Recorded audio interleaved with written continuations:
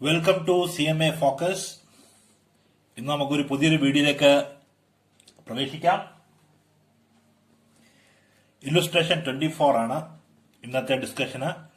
നമ്മൾ ഡിസ്കസ് ചെയ്യാൻ പോകുന്നത് ഇല്ലുസ്ട്രേഷൻ 24 ആണ്. ഡിപ്രീസിയേഷൻ അക്കൗണ്ടിന്റെ ഒരു പ്രോബ്ലമാണ് ഇല്ലുസ്ട്രേഷൻ 24. ഈ ഒരു പ്രോബ്ലം എന്ന് പറയുന്നത് ചേഞ്ച് ഓഫ് മെത്തേഡ് ഓഫ് ഡിപ്രീസിയേഷന്റെ രണ്ടാമത്തെ പ്രോബ്ലമാണ് ഇല്ലുസ്ട്രേഷൻ 24. നമുക്കിത് ഫസ്റ്റ് നിന്ന് മനസ്സിലാക്കാം.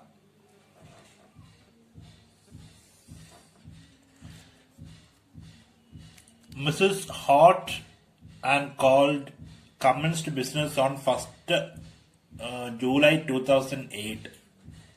They purchased a new machinery at a cost of rupees 8 lakh. So, നമുക്ക് മനസ്സിലാക്കാം. 1st July 2008 they purchased a machinery. നമുക്കിതിനെ M1 എന്ന് വിളിക്കാം. M1 അതിന്റെ കോസ്റ്റ് ഓഫ് ദി മെഷീനറി എന്ന് പറയുന്നത് 8 lakh rupees ആണ്. 8 lakh rupees ആണ്. ഓക്കെ, ആദ്യത്തെ വർക്കിംഗ് നോട്ട്സ് ആണ്. പിന്നെ on 1st January 2010 they purchased another machinery for rupees 6 lakh. 6 lakh rupeesന്റെ മറ്റൊരു മെഷീനറി വാങ്ങിച്ചു. അതെന്താണ് വാങ്ങിച്ചത്?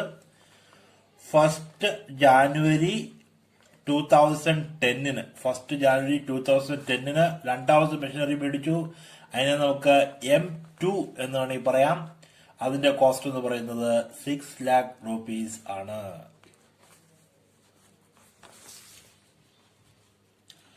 And they purchased another machinery for rupees 6 lakh. Again on 1st October 2012, machinery costing rupees 15,000 was purchased. അതുപോലെ 1st October 2012 അവര് വേറൊരു machinery മേടിച്ചു. അത് നമുക്ക് M3 എന്ന് പറയാം. അതിന്റെ കോസ്റ്റ് എന്ന് പറയുന്നത് 15 lakh rupees ആണ്. 15 lakh rupees ആണ്. റൈറ്റ്. പിന്നെ they adopted a method of charging depreciation at 20% per annum on diminishing balance method. So അവര് 20% diminishing balance മെത്തേഡിലാണ് എന്ത് ചെയ്തത്? ഡിമിനിഷിംഗ് ബാലൻസ് മെത്തേഡ്, അതായത് 20% ഡിമിനിഷിംഗ് ബാലൻസ് മെത്തേഡിലാണ് അവർ ഡിപ്രീസിയേഷൻ ചാർജ് ചെയ്തത്. Then on 1st July 2012 they changed the method of providing depreciation and adopted the method of writing off the machinery account at a 15% per annum under straight line method. അപ്പം അവരെ change of depreciation എന്ന് പറയുന്നത് എന്താണ്? Change of depreciation date, change of depreciation 1st July 2012. 1st July 2012. 1st July 2012. Okay. So, and with retrospective effect from 1st July 2008, the adjustment being made in accounts for the year ended 30th June 2013. So year ending എന്ന് പറയുന്നത് ഇവിടെ year ending എന്ന് പറയുന്നത് 30th June 2013 Okay. And you are required to calculate the difference in depreciation to be adjusted in the machinery on 1st July 2012. Okay. അതായത് ഈ ഒരു effect of depreciation നമ്മൾ ചെയ്യേണ്ടത് എന്ന് പറയുന്നത് ഫ്രം 1 ജൂലൈ 2008 മുതൽ 1 ജൂലൈ 2008 മുതൽ 1 ജൂലൈ 2012 വരെ ഉള്ള അവിടെയാണ് നമ്മൾ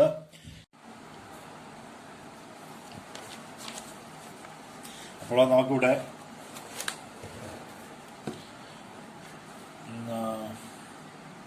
അഡ്ജസ്റ്റ്മെന്റ് ആവശ്യമായിട്ടുള്ളത് 1 ജൂലൈ 2008 മുതൽ 1 ജൂലൈ 2012 വരെ ഇതിന്റെ ഇടയിൽ വാങ്ങിച്ചിട്ടുള്ള മെഷീനറിക്കാണ് നമുക്ക് എഫക്ട് ഓഫ് ദി ചേഞ്ച് അല്ലെങ്കിൽ അതിന്റെ അഡ്ജസ്റ്റ്മെന്റ് നമ്മൾ കൊടുക്കേണ്ടത്. ഇവിടെ ഇതിനിടയ്ക്ക് വാങ്ങിച്ചിട്ടുള്ളത് നമ്മുടെ M1 മെഷീനും M2 മെഷീനുമാണ്. ഈ 2 മെഷീനുമാണ് നമുക്ക് അഡ്ജസ്റ്റ്മെന്റ് ആവശ്യമായിട്ടുള്ളത്. അതുകൊണ്ട് നമുക്കൊരു ചാർട്ട് വരച്ച് അതിന്റെ വർക്കിംഗ് നോട്ട്സ് നോക്കാം. ഇപ്പൊ നമ്മളിവിടെ 2 മെത്തേഡാണ് ഫോളോ ചെയ്യുന്നത്. ഒരു മെത്തേഡ് വന്ന് DBM, അതായത് ഓൾറെഡി നമ്മൾ ഇതാണ് ഫോളോ ചെയ്തുകൊണ്ടിരിക്കുന്നത്. പിന്നെ രണ്ടാമത്തെ മെത്തേഡ് എന്ന് പറയുന്നത് അതായത് സ്ട്രെയിറ്റ് ലൈൻ മെത്തേഡാണ്. അതാണ് ചേഞ്ച് ഓഫ് ഡിപ്രീസിയേഷൻ എന്ന് പറയുന്നത്. ചേഞ്ച് ഓഫ് ഡിപ്രീസിയേഷൻ മെത്തേഡ് എന്ന് പറയുന്നത് SLM ആണ്, അതായത് സ്ട്രെയിറ്റ് ലൈൻ മെത്തേഡാണ്.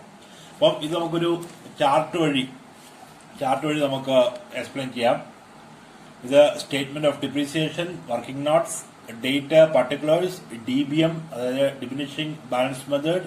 We have 2 machines, one is M1 and M2. പിന്നെ നമുക്ക് SLM ഉണ്ട്, അതിലും M1 M2, പിന്നെ ടോട്ടൽ ഡിപ്രീസിയേഷൻ. ഇങ്ങനെയാണ് അതിന്റെ ഒരു വർക്കിംഗ് നോട്ട്സ് നമ്മൾ ചെയ്യേണ്ടത്.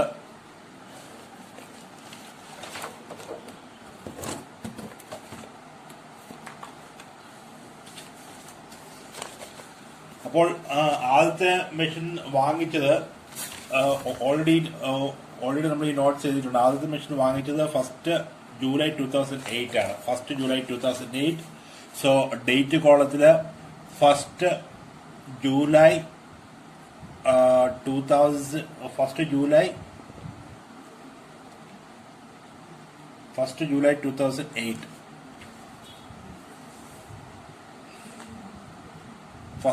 2008. സോ ബുക്ക് വാല്യൂ അല്ലെങ്കിൽ പർച്ചേസ് പ്രൈസ് എന്ന് പറയുന്നത് book value M1 8 lakh rupees ആണ്.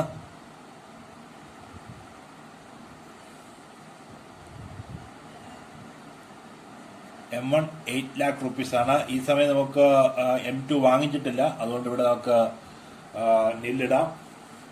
ഓക്കെ.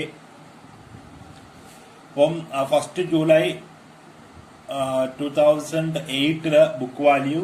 അപ്പം ഇവിടെ ഇയർ എൻഡിങ് എന്ന് പറയുന്നത് 30th ജൂണിലാണ്.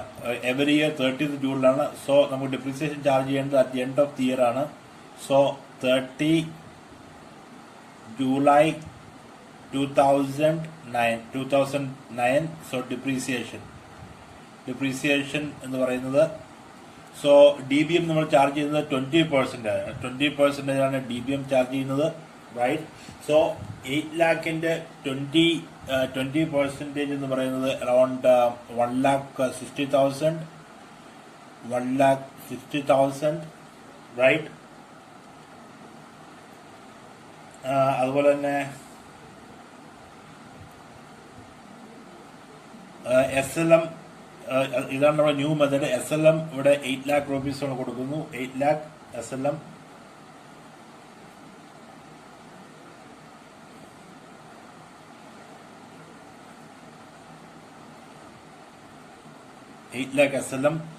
അതായത് 15% ആണ് നമ്മൾ SLM ഇവിടെ ചാർജ് ചെയ്യുന്നത്. 15% എന്ന് പറയുമ്പോൾ അറൌണ്ട് 1,20,000. സോ 1 ജൂലൈ 2009 നമ്മുടെ റിട്ടേൺ ഡൗൺ വാല്യൂ എന്ന് പറയുന്നത് 6,40,000. ഇവിടെ നമുക്ക് 6,80,000. 6,80,000. ഓക്കെ, പിന്നെ നമ്മൾ ഒരു മെഷീനറി വാങ്ങിച്ചു. എന്നാണ് വാങ്ങിച്ചത്? ഇതേ ഫിനാൻഷ്യൽ ഇയറിൽ നമ്മളൊരു മെഷീനറി വാങ്ങിച്ചു. അതായത് ഫസ്റ്റ് ജാനുവരി 2010 നമ്മളൊരു മെഷീനറി വാങ്ങിച്ചു. സോ വാങ്ങിക്കുമ്പോൾ നമുക്ക് ബാങ്ക് അല്ലെങ്കിൽ നമുക്ക് ബാക്കിൽ പർച്ചേസ് എന്ന് പറഞ്ഞു കൊടുക്കാം. Purchase, right. സോ എത്ര രൂപയ്ക്കാണ് വാങ്ങിച്ചത്? നമുക്ക് കൂടി എഴുതാം. 60, what is the amount? 6 lakh rupees, right? M2 എന്ന് പറയുന്നത് 6 lakh rupees, റൈറ്റ്. ഇവിടെ നമുക്ക് 6 lakh rupees എന്ന് എഴുതാം. 6 lakh rupees, fine. Depreciation charge ചെയ്യാം. എന്നാണ് 30th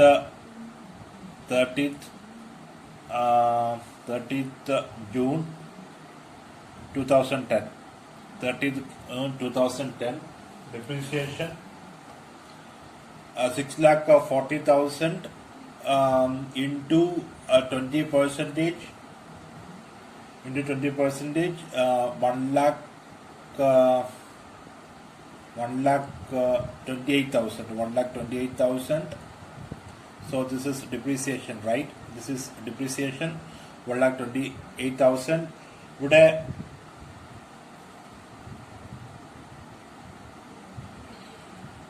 ഇവിടെ 6 lakh, ഇവിടെ 6 lakhs-ന്റെ 20%, around 6 lakh 20%, 6 lakhs into 20%, 1,20,000. Here നമ്മൾ ചാർജ് ചെയ്യേണ്ടത് 6 months ഡിപ്രീസിയേഷൻ ചാർജ് ചെയ്യേണ്ടത്. കാരണം 1st January 2010 മുതൽ 30th June 2010 വരെ 6 months ആണ്. So divided by 12 into 6, so we'll get 60,000 rupees. 60,000 rupees, right? നമ്മളിവിടെ M1 മെഷീൻ, സോ SLM-ൽ നമ്മളിവിടെ ചാർജ് ചെയ്യേണ്ടത് 1,20,000 രൂപയാണ്. ഇത് സ്ട്രെയിറ്റ് ലൈൻ മെത്തേഡ് ആയതുകൊണ്ട് always depreciation amount will be same. So 12 lakh. Here also നമ്മൾ 15% നമ്മൾ കാണണം.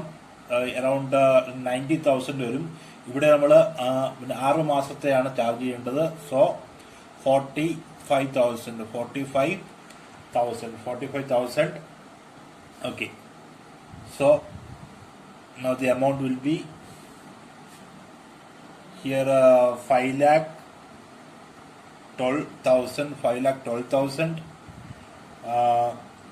ഇവിടെ 54,000.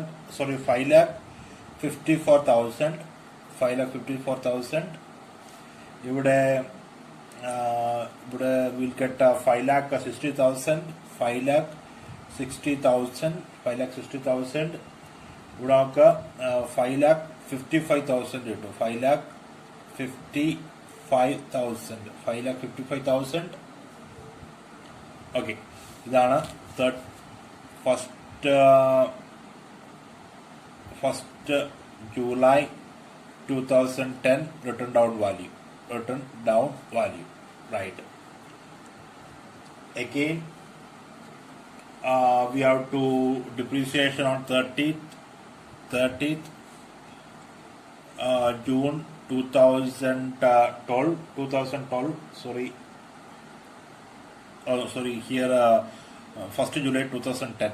Okay, 1st July 2010. Here 2011. Again, we charge depreciation DBM method. So 20% on this.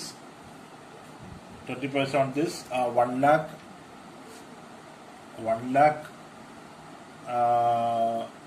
2,400. 1,02,400. 1,02,400. Okay.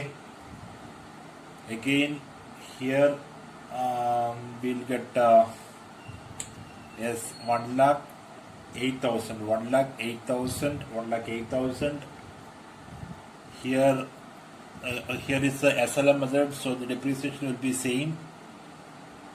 1,20,000, 1,20,000. Here also depreciation.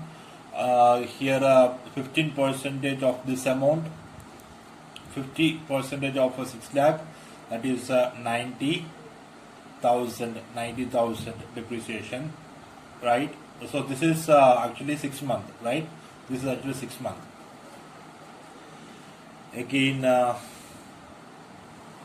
so written down value is how much? 4,65,000, 4,65,000. Then we have 4,40,000, 4,40,000. Here 4,32,000, 4,32,000, 4,32,000. Here we have 4,9,600, 4,9,600, 4,9,600. Okay, this is a written down value on 1st July 2011. 1st July 2011. Right. So again 30th July, sorry, 30th June 2012, 30th June 2012. Again we need to chart depreciation. Depreciation. Here is a DBM method. So 20% of this amount is 20% of 4,09,600 is 81,920 rupees. Again here so 20% of this, 20% of this, how much it is? 86,400, 86,400, 86,400. Here SLM depreciation will be same, 1,20,000. Here also depreciation will be same, 90,000, 90,000, right, 90,000. So 1st June 2012 written down value is here are 3,27,008, sorry, so 27,608, 680 rupees, 680 rupees. 3,27,680 rupees. Here 3,45,600, 45,600, 45,600. Here we have a 32,000, 3,20,000, 3,20,000, 3,20,000. Here we have 3,75,000, 3,75,000, 3,75,000. So this will be the written down value.